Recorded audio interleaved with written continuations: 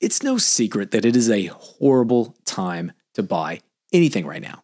Houses, stocks, eggs, you name it, prices are so high. But I still get asked, should I buy a house now or wait? So in this video, I'm going to give you a pretty strong warning and explain to you just how screwed up prices have gotten.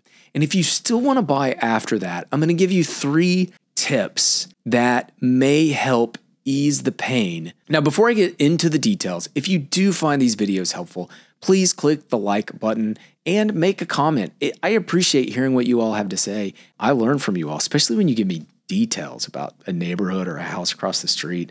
Those things are interesting. 10 years ago, this spring, I bought my first house. I did not want to buy my house. I was terrified about it. I was perfectly happy renting, but my wife wasn't, and she talked me into buying a house. I did not want to buy. I was terrified of buying. In order to buy, we pulled money out of our IRA and we scraped it together. We put 5% down on a $170,000 house. Within a year, one of my worst nightmares happened. We were moving to Nashville for a job for me. So we had this house that we just bought and now we're moving. It was scary. I thought, well, what are we going to do with this house? We just bought it. We can't sell it. We're not going to make our money back. And so one of the considerations was maybe we could rent it.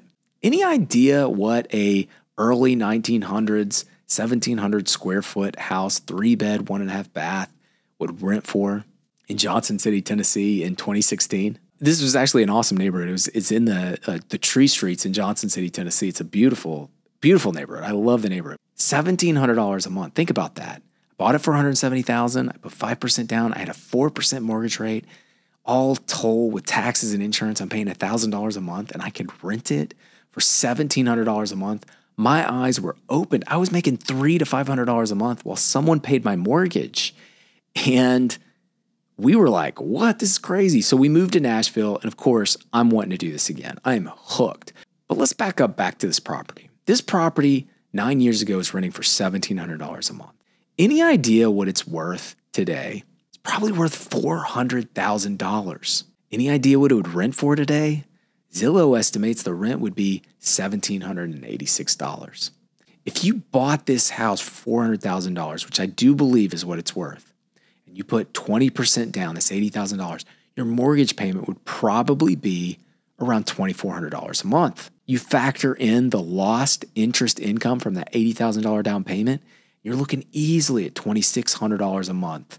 Now think about that. I'm going to pay $2,600 a month, maintain a house, or I could rent that house for $1,800 a month. It just doesn't make sense. And that is what most people are struggling with in this market. The mortgage payment to rent payment ratio is completely out of whack. The question then becomes, what are you going to do?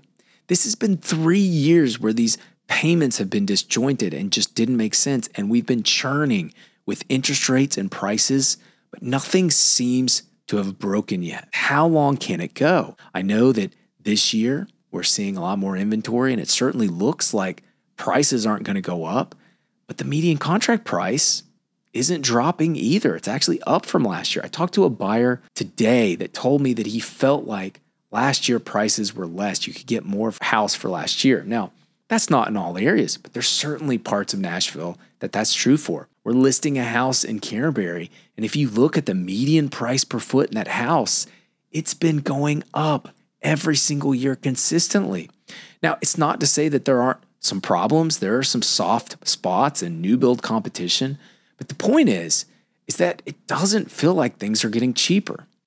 So the question is do you want to wait for things to get more affordable? It could be interest rates drop. It could be incomes go up, or it could be prices drop. It's hard to think that prices wouldn't be some part of the combination, especially with what's going on in Florida, in Texas, in Arizona.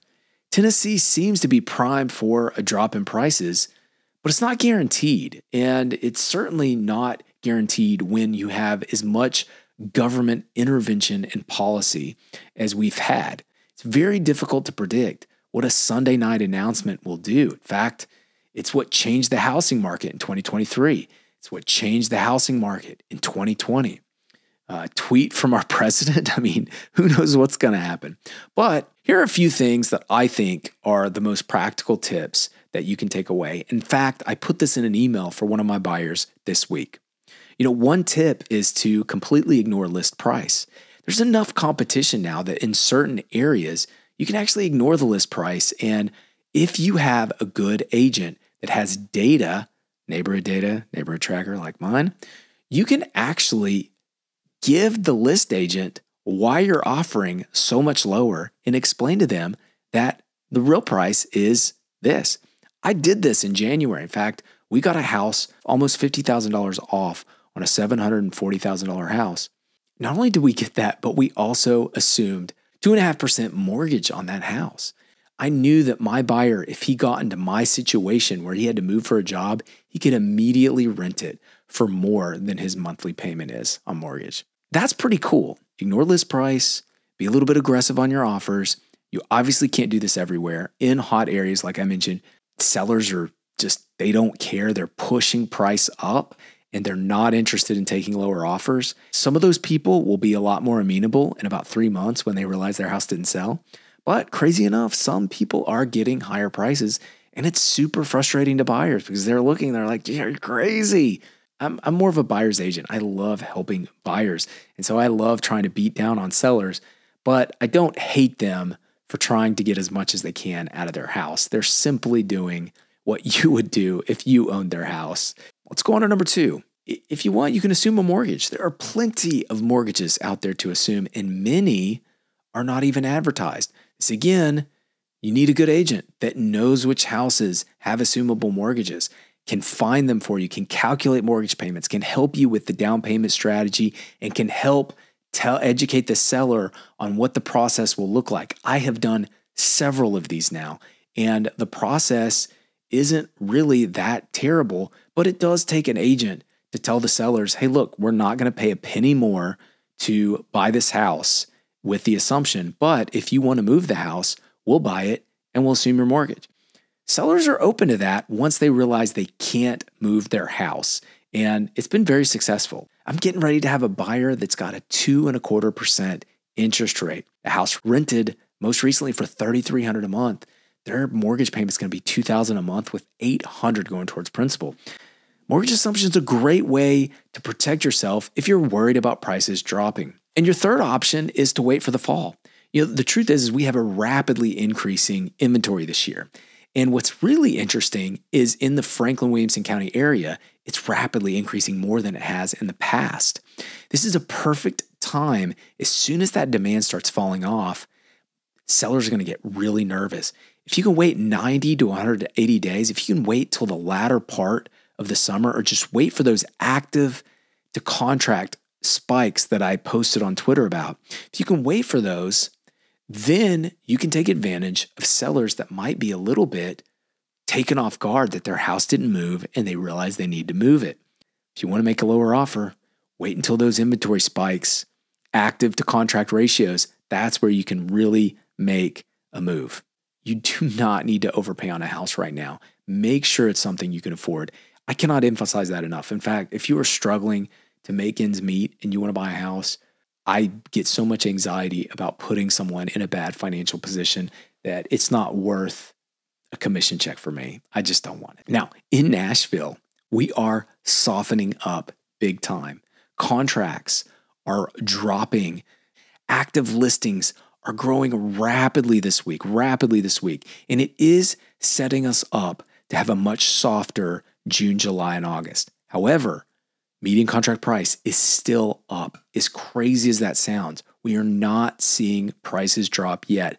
It's flat right now. And, contracts, we're on the latter part of April. I thought April we could see some softening, and it's gone the opposite way. We're not seeing softening. We're seeing median contract price stay high. Median contract price is $520 right now. That's crazy. And that certainly suggests that not only April prices will stay high, but May close prices, even if they're giving a little bit more on the price, we're still going to be in the 500s for single families in May. This is peak pricing. You go back to 2022, we were at 500. We hit 505 last year. We could hit 500, 505 again this year in May. On the other side of that, though, I still expect a pretty sharp softening, but it has not happened yet. If you want to rent, there's absolutely nothing wrong with renting. Zero judgment from me. There's a lot of people who have chosen to rent, but that's put a lot of buyers on the sidelines waiting for things to be more affordable. About 10,000 buyers every single year are waiting to buy that chose not to because it's just not affordable yet. So if interest rates were to come back down substantially or affordability prices were to drop, I would expect those buyers to start moving back into the market. And so how much can prices drop? I don't know. Historical affordability, probably 20 to 30%. But is it all going to be price? Is it going to be interest rate? Anybody's guess. I do not know. I stopped forecasting price in 2023 when the Fed pulled the BTFP and the housing market just stabilized. When I see what they do with the FHA mortgage and prevent foreclosures, it's unpredictable. I can't predict government policy. Some people say it's going to unwind. I don't know. I'm going to let you guys take the data and you all make your own conclusions. But feel free to comment in the comment section. If you have a perspective, I'd love to hear about it. And with that, I hope you guys have a great rest of the day. I look forward to seeing you next Saturday. Thanks a lot.